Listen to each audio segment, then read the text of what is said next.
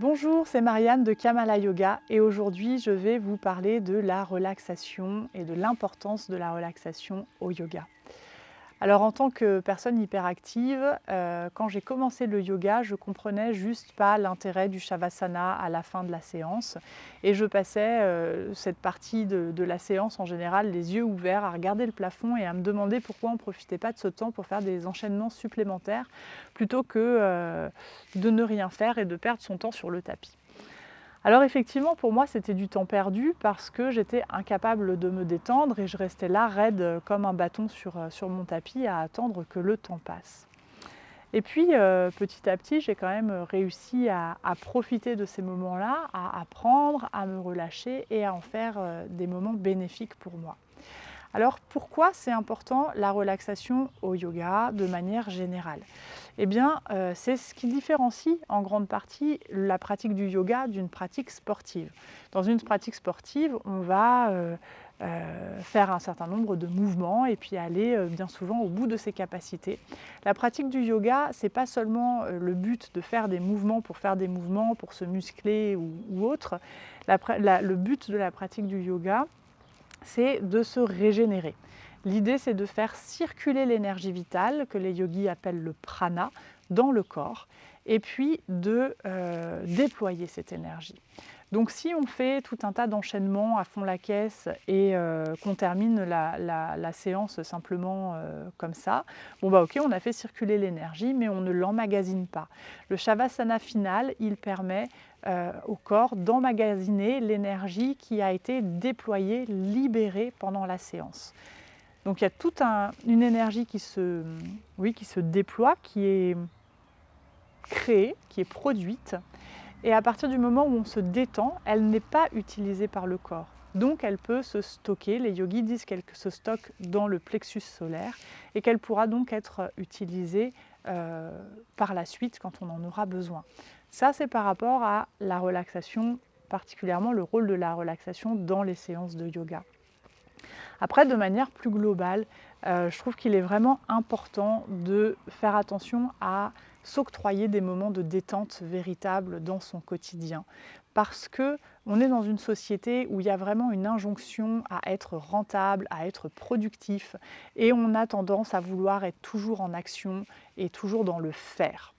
Et c'est bien hein, d'être tellement dans l'énergie yang comme ça a des côtés positifs. Sauf que si on ne va jamais dans la relaxation, dans la récupération, eh ben, on épuise nos forces. Et il y a un moment où on peut arriver à l'épuisement et c'est pas pour rien que dans notre société, il y a tellement de personnes qui font des burn-out et qui arrivent à des états d'épuisement émotionnel et physique. Donc s'octroyer des temps de relaxation, c'est vraiment s'octroyer des moments de ne rien faire. C'est-à-dire que regarder un film ou lire un livre, c'est détendant, mais ce n'est pas une relaxation profonde. La relaxation profonde, ça va être plutôt la contemplation, ça va être la méditation, ça va être la relaxation comme dans Shavasana, ça va être le repos, le sommeil tout simplement. Ça va être s'autoriser à ralentir, à faire des choses, mais à les faire plus lentement.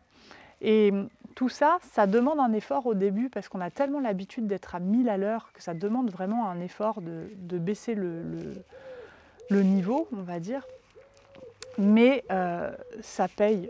C'est vraiment très efficace pour permettre de gagner de l'énergie et puis aussi pour permettre au corps de fonctionner mieux. Parce que comme je le disais tout à l'heure, donc dans notre corps, il y a du prana qui circule, une énergie vitale.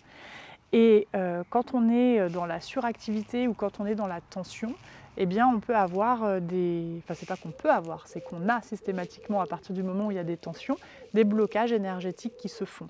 Alors c'est rien de dramatique, mais simplement l'énergie circule moins bien. Le fait de détendre les muscles et de détendre les organes va permettre à l'énergie de circuler de manière plus fluide, d'alimenter tous les tissus du corps sans exception et donc va favoriser une meilleure santé physique. Donc la relaxation, ça donne une meilleure santé physique, une meilleure santé mentale, plus d'énergie sur le long terme, plus de bien-être. Donc voilà, on a tout à y gagner. Il faut juste prendre un petit peu le réflexe de s'accorder des temps de détente. Donc si vous avez besoin d'aide pour ça, je vous invite à regarder parmi mes vidéos YouTube, il y a une playlist qui s'appelle Méditation et relaxation, dans laquelle vous trouverez, je crois qu'il y a 2 ou 3 relaxations guidées. Voilà, ça peut aider dans un premier temps d'être guidé par une voix, par une musique, d'avoir un cadre, un temps donné à s'accorder pour se donner le droit de vraiment lâcher les tensions et puis de lâcher le mental aussi un petit peu.